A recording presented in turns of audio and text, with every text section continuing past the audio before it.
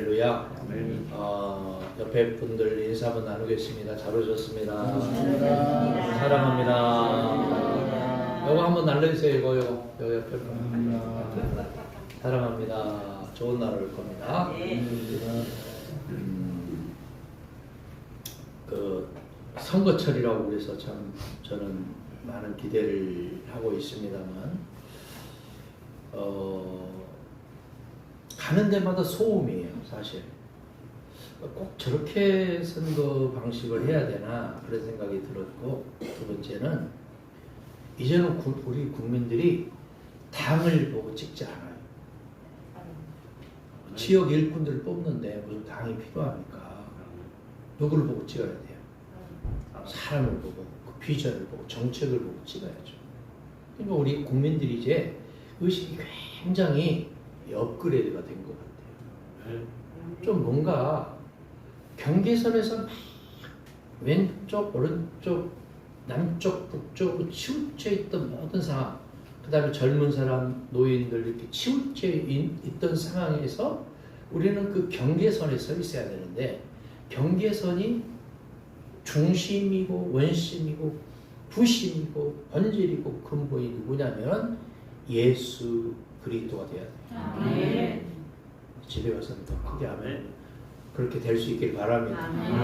뭔가 모르게 뭔가 내 속 사람이 기경이 되고 내 속에 감춰져 있던 날쌘 검이 툭 튀어나와서 남을 정죄하고 판단하고 지적질하고 조롱하고 멸시했던 대제사장과 그 유대교도들의 입장처럼 되는 게 아니고, 하나님 나라가 아버지의 뜻이 어디에서 이루어진 것처럼, 하늘에서 이루어진 것처럼 어디에서 이루어지기를, 여러분의 삶 속에서, 여러분의 가정에서, 우리 토북교회 미래 위에 확장될 수 있기를 바랍니다. 그렇기 때문에 우리가 뭔가 상대방을 향해서는 겸손하게 접근이 되나 내 삶은 어때요? 당당하다. 그러니까 겸손과 당당은 같은 현상이 있다 이렇게 말할 수 있겠어요. 그러나 교만하게 말을 하면서, 말을 비치면서 목이 기부스라고 접근을 하면은 내가 아무리 겸손하다고 스스로 말해도 상대방이 나를 알아주지 않아요.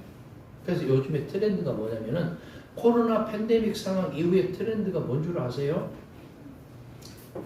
입장을 바꿔놓고 해요. 입장을 바꿔. 말도 그렇고 조그만 사소한 것에 상처받고 낙심하고 좌절하잖아요. 제가 참 마음속으로 존경하시는 분이 계시는데 이 자리에 계세요. 박영만 장로님 제가 존경해요. 왜 그러냐면은 늘 배려를 하잖아요. 배려. 어른, 노인이 아니고 어른. 그래서 늘 배려를 하면서 상대방의 입장을 할 생각을 해요. 그래서 이 말을 하면은, 이 행동을 하면, 이 모든 것을 하면은 어떨까 그 생각을 늘 하시는 것 같아요. 제가 제자교회에서부터 한 20여 년 가까이 이렇게 참 뵙고 제가 존경하는 어른이신데, 어쨌든 우리가 예수 그리스도를 닮아가는 사람들답게 조바심 있게 아는 길도 뭐예요? 멀어서 돌다리도 두드려가면서 그렇게 하는 게 신상이 좋다, 그런 얘기예요. 신상이 좋다. 자, 오늘 아침 읽은 말씀, 이스라엘의 사사 기드온 때에 있었던 감격적인 한 장면의 기록 아니겠습니까? 여러분이 아시는 대로 이스라엘 민족은 하나님이 약속한 땅을 차지했지만, 위대한 하나님의 종 모세 이후에 등단했던 후계자 여호수아 지도자가 세상을 떠나버렸어요. 그런데 보통 나라가 형성이 되려면은 어때요? 나라가 형성이 되고 난 뒤에는 국가의 최고 통수권자가 있게 마련이잖아요. 그 당시에는 뭐 민주정치, 대의정치, 의회정치를 뽑아간 때가 아니에요. 장로교회를 뭐라고 말하냐면은 프레스비테리언이에요. 프레스비테리언 처치가 장로교회예요. 이 말이 무슨 말이냐면은 민주정치, 대의정치, 의회정치를 표방한 것이 프레스비테리안 처치. 그 프레스비테리안 처치는 리폼 처치를 제약하죠. 개혁교회 된 거예요. 그런데 한번 여러분 생각해 보세요. 그 최고 통수권자가 운명을 하기 전이나 운명을 하고 난 뒤에는 반드시 투표를 통해서 뭐를 해요? 투표를 통해서 뭐예요? 없잖아요. 요즘 선거철 없잖아요. 근데 그 당시에는 아마도 제가 볼 때는 봉건주의적인 사상이나 왕정 정치의 영향이 컸던 것 같아요. 그냥 전임자가 후계자를 지명하던 시기지. 지명하던 시기. 그러다 보니까 여호수아가 운명을 했는데 그 여호수아 때는 정복을 어떻게 했는 줄 아세요? 대략적으로 정복을 한 거예요. 대략적으로. 그러니까 지금 우크라이나 전쟁처럼 대략적으로 이렇게 전쟁을 치고 정복을 해요. 근데 사사시대에는 최고의 통수권자가 없이 사사들에 의해서 부족을 지배하고 통치하고 그때그때 일어났던 그런 분들에 의해서 사사가 몇 분이냐 하면은 사무엘까지 포함해서 14명의 사사가 그들에게 보내집니다. 다시 말하면은 그 당시에는 왕정 정치가 아니었어요. 왕이 없었어요. 왕이 누구였어요? 그 당시까지만 해도 왕이 누구였어요? 하나님이 왕이에요. 하나님이 왕이셨는데 그들도 각 부족 국가를 통해서 들어 야매로 일본말 야매 쓰니까 야마도네. 야매로 할 거 아니에요. 들어. 그래서 누구를 달라고 그래요? 왕을 보내달라고 그래요. 하나님이 보실 때는 저 백성들 지금 너무 오버한다. 내가 지고지순한 창조주 하나님이고 왕인데 왕을 보내달라니. 다시 말해서 이스라엘 민족은 불신앙인들이 대부분이었어요. 신앙이 없었어. 그래서 하나님 신을 보기를 원했던 거예요. 다시 얘기해요. 이스라엘 사람들은 신앙이 우리가 볼 때는 있는 것 같았고 아브라함과 이삭과 야곱이 신앙인이었던 것 같았지만 가장 불신앙자가 성경에 아브라함이잖아요. 아브라함. 뭐 이렇게 얘기하니까 여러분 좀 깜짝 놀랐죠? 믿음의 조상 아브라함이 믿음이 없다니? 창세기 11장 29절 이하에 보면은 누구하고 결혼해요? 조카 딸하고 결혼해요. 동생하고 결혼한 게 아니고 조카 딸하고 결혼을 해요. 그리고 뭐 많은 목회자들이 부흥의 시간에 뭐라고 말하냐면은 갈 바를 알지 못한 채 미지의 땅을 믿음으로 떠나서. 그런데 창세기 11장 30절 이하에 보면은 가나안 땅에 가려고 이런 말씀이 있어요. 12장 5절에 보면은 드디어 가나안 땅에 이르러 이런 말씀이 있어요. 그러니까 작정을 하고 간 거예요. 목표를 정하고 간 거예요. 믿음을 가지고 간 게 아니다 그 말이에요. 왜 그렇게 떠났을까요? 예? 12장 8절 이하에 보니까 극심한 가뭄 때문에 떼거리를 찾기 위해서 간 거예요. 떼거리를 찾기 위해서. 근데 우리가 볼 때는 자꾸 치장을 하고 포장을 하는 경향이 많습니다. 분명히 하나님이 너는 너의 본토 친척 아비 집을 떠나라 이렇게 말씀했는데도 불구하고 자꾸 인본주의적인 색채에 포장이 되어서 자꾸 이상한 방향으로 떠나는 경향이 많습니다. 그리고 결국은 가나안 땅에 정착하지 않고 어디로 갑니까? 이집트로 가야 돼요. 애국으로 가서 아니 그 몇 살 때 간 줄 아세요? 75살 때 갑니다. 75살 때. 그 아내가 몇 살이었어요? 10년 차이니까 65세였어요. 65살 그 지긋하신 분이 이뻐요? 거시기예요? 여러분 65살이 이쁩니까?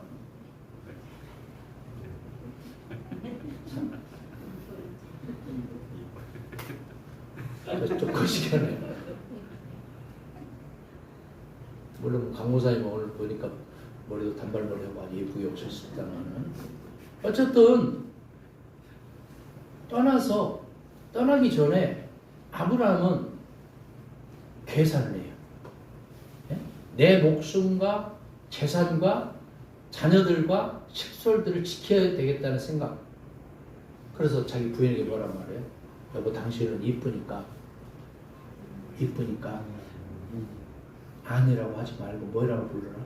누이라고 불러라. 그 아내도 참 멍청했던 것 같아. 65살 먹은 노인네가 이쁘다 하니까 진짜로 이쁜 줄 알고 착각을 해도 유분수지. 착각을 하고 가서 그러니까 바로 왕이 신하들이 그걸 딱 보고 그래도 65살 먹어도 곱게 늙었는가 봐요. 침상으로 불러들인지라. 그걸 지켜보는 남편이 뭐라고 말을 해야 돼요? 주일날 아침에 좀 이런 말씀, 성경 말씀이 있으니까 뭐라고 말해야 돼요, 여러분? 침상에 딱 데리고 가면 뭐라고 말을 해야 돼요? Just moment가 들어가야지. 예? 그래서 그 유명한 복음서가 있잖아요. 잠깐만 그러면서 스톱해라. 저 사람은 내 누이가 아니고 누구다? 아내라고 말해야죠.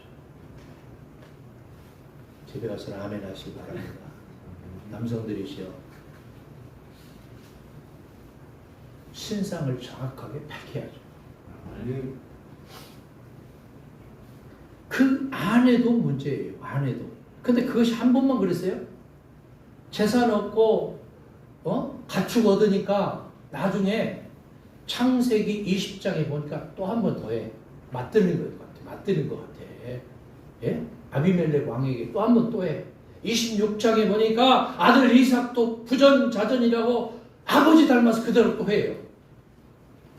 이게 망하는 징조예요. 이게 망하는 징조. 거기뿐입니까? 자기 부인은 또 어때요? 애를 못 낳으니까. 예? 뭐를 해요? 씨바지요. 성상납하고 씨바지하고 이 사람들이 믿음의 조상이 됩니까? 근데 돼. 왜 될까? 왜 돼요? 다 모든 것을 주님 앞에 내려놓고 아까 이사야 형제 찬양했죠?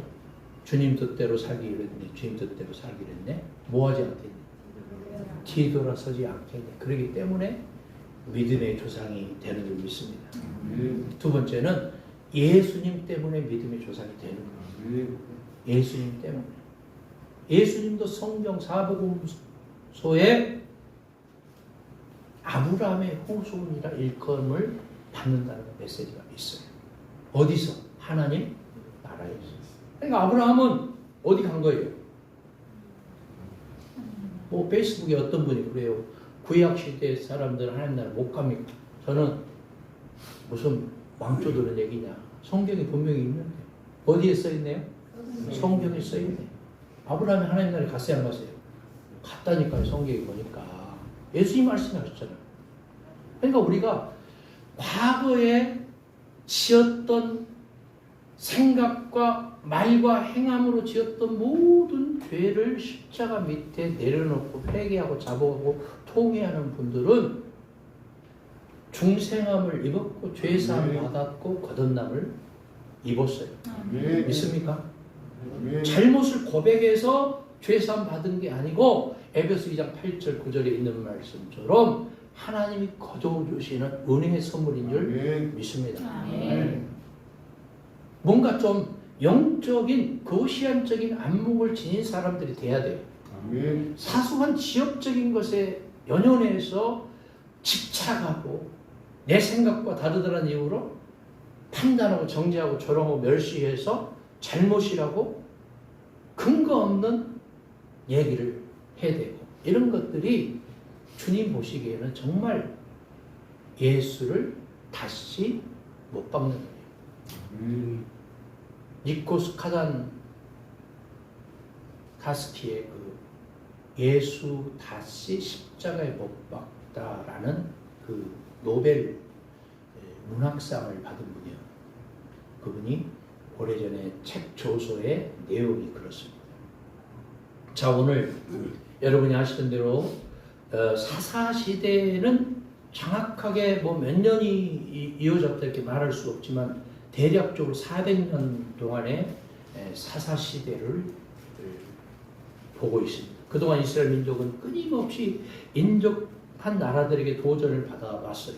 사사시대 때만 해도 미디안 족속 아말렉 때문에 7년간이나 이스라엘 사람들을 동굴에 몸을 숨기고 구멍을 파고 식량을 간수하지 않으면 안 될 만큼 괴롭힘을 당했습니다. 이와 같은 때 하나님께서도 누구의 아들? 요아스의 아들 누구를? 기드온을 부른 거예요. 물론 난세에 처한 이스라엘 민족의 지도자가 되는 것이 쉬운 일이 아님을 기드온 자신도 잘 알고 있었습니다. 그래서 처음에는 기드온이 하나님께 사양을 했어요. 그러나 하나님께서는 기드온과 함께 하시는 표적을 분명히 보여주면서 내가 반드시 너와 함께 하리니 네가 미디안 사람 치기를 한 사람을 치듯 하리라는 약속을 받고 기드온은 힘을 얻고 용기를 얻어서 나서게 됩니다. 도전해 오는 미디안 군대와 싸우러 나가는 기드온을 따라서 얼마의 사람들이 떠나는 거예요. 얼마의 사람들? 32,000명이 떠나게 되는 거예요. 그런데 하나님이 기드온에게 지혜를 주시는 거예요. 야, 32,000명 오합지를 다 데려가 뭐하냐? 너무 많다. 몇 명만 데리고 가라고 말이에요? 300명만 데리고. 여러분 영화에도 나왔잖아요. 300용사. 예? 누구의 300용사? 예? 기드온의 300용사. 유명한 영화예요. 저는 많이 봤어요. 우리는 막 전쟁 막 잘하는 거, 막 영명한 거 이것만 봐왔죠. 근데요, 그게 아니다. 오늘 메시지 내용이 싸움을 잘하고 뭐 전쟁을 잘하고 이거 아니에요. 오늘 팩트가 뭐냐? 하나님이 함께 하시면 이긴다 그 얘기예요. 뭔지가. 하나님이 함께 하시면은 별 볼 일 없는 사람을 통해서도 하나님은 역사하신다. 그 얘기예요. 그래서 다 걸러내잖아요. 어떻게 걸러내요? 예? 물을 먹어봐라. 냇가에 흐르는 물을. 어떤 사람은 대부분은 냇가의 물을 어떻게 먹어요? 예? 무릎을 꿇고 먹는단 말이에요. 무릎을 꿇고 입을 대고 핥아 먹어요. 대게는 개처럼. 그 다음에 또 어떻게 먹어요? 예? 물을 손으로 움켜쥐고 마시는 자. 그 사람이 몇 명이에요? 300명. 여러분 생각해봐요.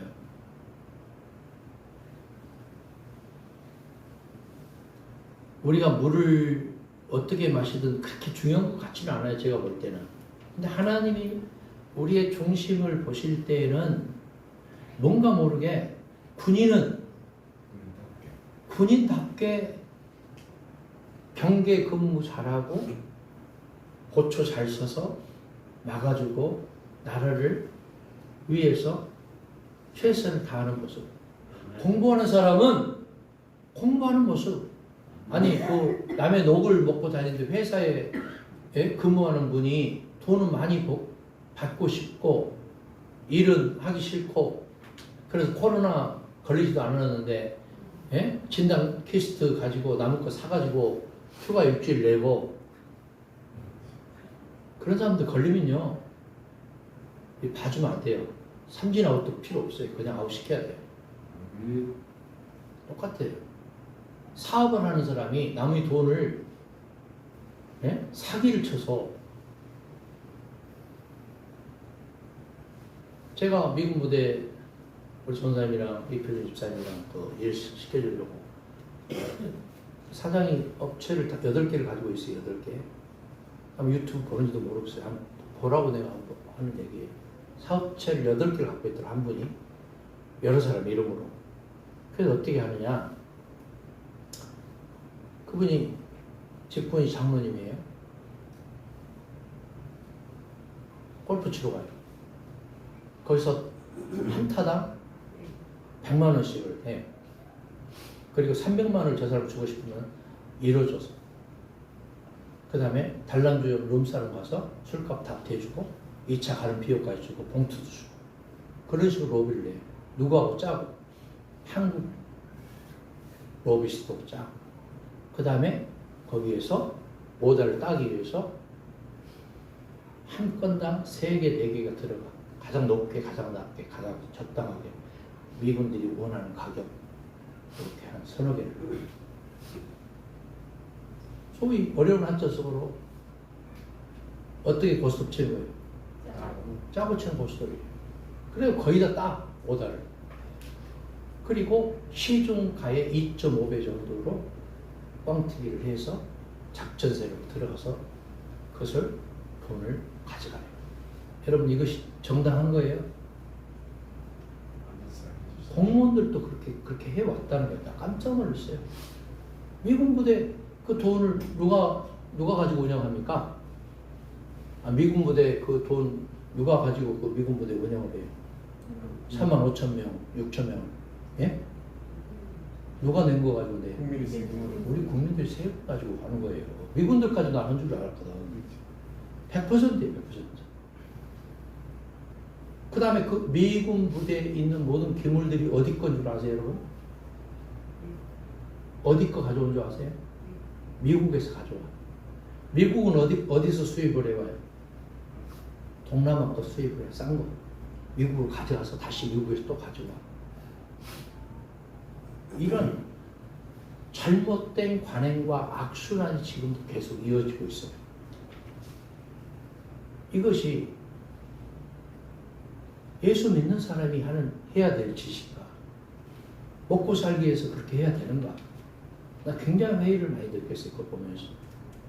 그래서 우리가 적과 싸워 이기는 사람은 언제나 뭐 조심하고 깨어 준비하고 있어야 되는데 여러분 요즘에 그 어려운 한자서 유비무환이라는 말이 있잖아요.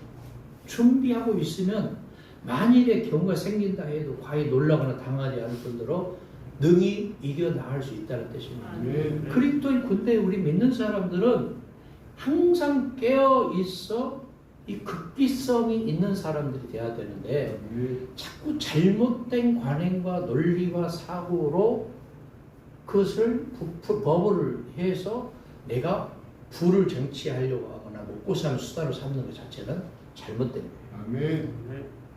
아무리 목이 말라도 전쟁터에 나가 있는 군인들은 자신의 위치와 사명을 깨닫고 자신의 욕망을 절제할 줄 아는 사람이어야 됩니다. 물론 사람에게는 본능이라는 것이 있습니다만 본능대로만 살면 그것은 짐승이지 사람이 아니잖아요. 내 본능대로 움직여버리면은 본능대로 말하고 내가 짜증나면 짜증난다고 말하고 그것은 짐승들이라는 거예요. 사람은 인내하고 절제할 줄 알아요. 요사이 신문에 뭐 보도되는 그런 과거의 문제 뭐 폐기물을 일본에서 그 해양수를 대량을 방류를 한다. 물이 그냥 한 곳에 가둬져 있고 모여 있는 겁니까? 일본 앞바다에? 여러분 그 천혜의 그 절경을 자랑하는 무인도 섬에 쓰레기가 있어야 돼요? 없어야 돼요? 당연히 하나도 없어야 돼요. 중국, 동남아 등지에서 몰려온 페트병, 폐쓰레기, 스티로폼 이런 것들이요 잔뜩 쌓여있다는 거예요. 잔뜩 쌓여있다.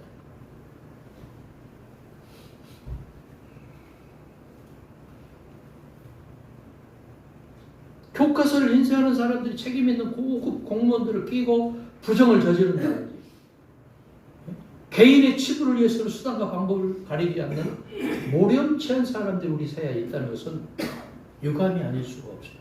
세상 사람들은 나라에 어떻게 되든 국민은 어떻게 살든 나만 좋으면 된다는 사고방식을 가진 분들이 있는지 모르겠어요.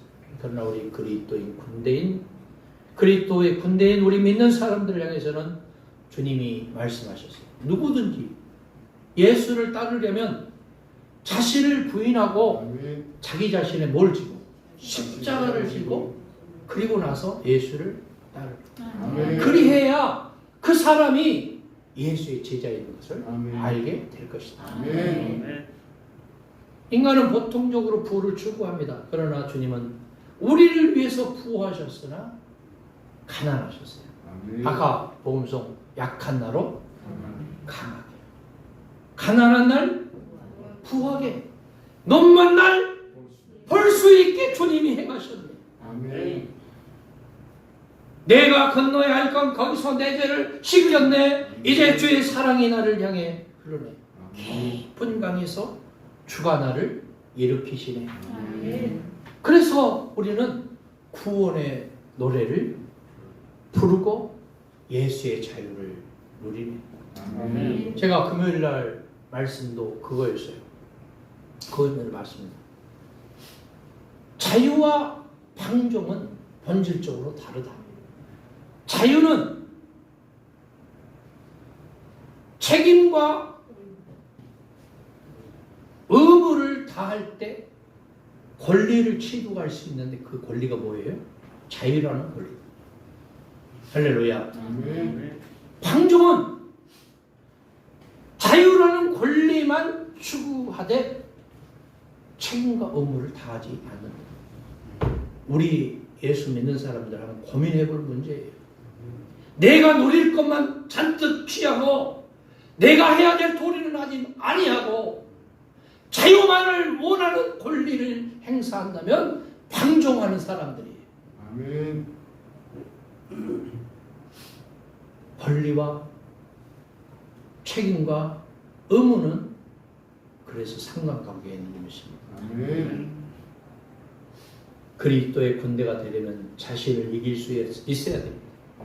자기 자신을 부인하고 말하고 싶어서 건질건질거리고 참아야 되고, 돌아서서 남을 앞에서는 좋은 얘기 잔뜩 하고 돌아서서 남을 비판하고 정죄하고 판단하고 도마질하는 거 정말 나쁜 행동이에요.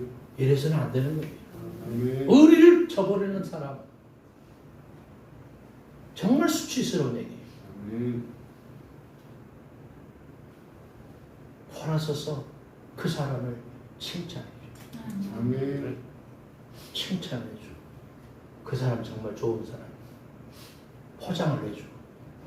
얼마나 아름다운 미덕입니까? 예? 그러면 말이라는 것은 돌아서 다시 당사자에게 들어가는 거예요. 그거 왜 그렇게 모르는지 모르겠어요. 기도원의 군대는 시간관념의 문제였어요. 물을 마시라니까 그저 엎드려서 개처럼 핥아먹지 않았다 그 말이에요. 무릎을 꿇고 옆을 보지도 않고 시간이 오는지 가는지 상관않고 물을 마신 것이 아니었어요.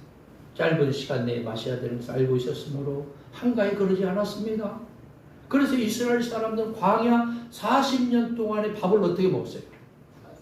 40년 동안 밥을 어떻게 먹었어요? 예? 뭐 책걸상에 앉아가지고 아주 막 그냥 진수성차 차리고 어떻게 먹은 줄 아세요? 서서 먹었어요. 서서.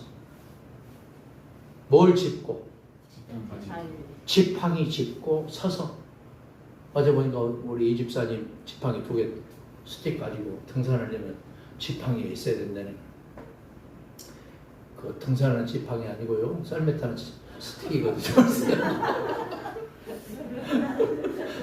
누군지 잘 모르겠는데. 근데 40년 동안 서서 지팡이 짚고 허리띠를 동여 매고 허겁지겁 먹었어요. 4주 경기 해가면서. 아니 우크라이나에 지금 전쟁이 벌어지고 있는데, 예? 어떻게 전쟁을 하고 있는 줄 여기서 꽝 저기서 꽝 하는데, 여러분 여보 밥이 왜 이 모양이야? 밥 다시 차려와. 그럴 시간이 있어요? 그럴 겨를 있습니까? 여기서 꽝 저기서 꽝 하는데, 예? 서서 허겁지겁 먹는 거예요. 어쩔 수 없어요. 이거는. 아멘. 뭐에 관계된 거예요? 네. 생명. 생명과 직결되어 있는 거예요. 아멘. 여러분 우리의 삶이 그러려는 게 아니에요. 우리의 영적인 시각이 좀 뭔가 남달라야 되지 않겠어요? 아멘. 남다른 사람은 남이 잠자는 시간에, 노름하는 시간에, 못된 짓 하는 시간에 더 열심히 땀 흘리고 살아요. 아멘. 그것이, 그런 사람이 주님이 더 지금 안 되는 것처럼 보일지 모르지만 나중에는 잘 되고, 아멘. 잘 되고, 아멘. 형통하고 아멘. 축복을 받습니다. 아멘. 윈스턴 처칠 경이 이런 말을 한 적이 있습니다. 이 세상에 할 일은 너무 많다. 그런데 할 수 있는 시간이 너무 적다. 내게 주어진 시간을 보다 효과 있게 사용하는 것은 그리스도의 군대인 우리 믿는 사람의 사명이다. 그 말이에요. 아멘. 그럼 기도원의 군대는 어떤 자세로 싸웠느냐? 저희들은 먼저 단결했습니다. 사사기 7장 11절에 보니까 미디안인과 아말렉인과 동방의 모든 사람이 골짜기에 누웠는데 메뚜기의 중담 같고 약대 무수함이 해변의 모래가 수담 같았다고 했어요. 근데 기드온의 군대는 몇 명뿐이었습니까? 300명 뿐이었습니다. 그러나 그들은 하나로 뭉쳤어요. 나중에 기드온의 용사 300명에 대한 영화를 보면 알지만 그렇게 단결이 됐을 때는 수많은 10만 명, 15만 명을 물리쳤어요. 300명이. 근데 그들이 내분이 일어나고 서로 시기 질투하고 중상모략하고 자꾸 사소한 인본주의의 색채를 띄었을 때는 박살나게 깨져버리고 죽임을 당하고 패하고 종으로 끌려가고 아내와 자식들은 윤관을 당하고 죽임을 당하게 됩니다. 그리고 또 한 가지는 기드온의 300 용사는 두려워하지 않았습니다. 하나님이 항상 때마다 일마다 임마누엘로 여호와 니시로 함께 한다는 것을 확실히 믿었어요. 담대했습니다. 하나님의 사람은 외유 내강해야 돼.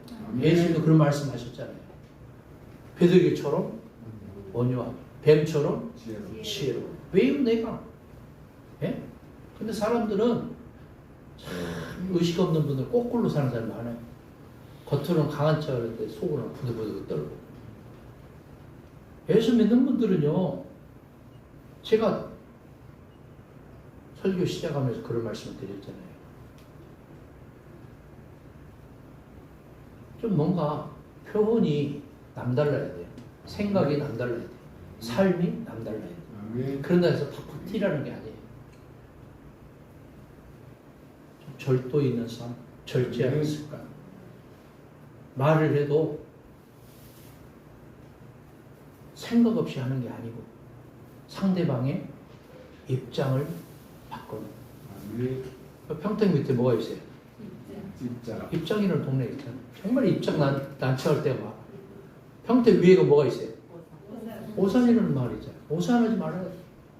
예? 여기가 뭐예요? 여기가 이 동네가 성이 안 찬다는 안성입니까? 저쪽에는 뭐 평택 저쪽에 뭐가 있어요? 예? 서쪽에는 뭐도 없다고 그래요. 안중이라는 동네가 있잖아요. 평택 왜 평택인 줄 아시죠? 평평할 평자 택지 택자예요. 경상도 말로 뭐도 없는 곳이에요. 택도 없는 곳이에요.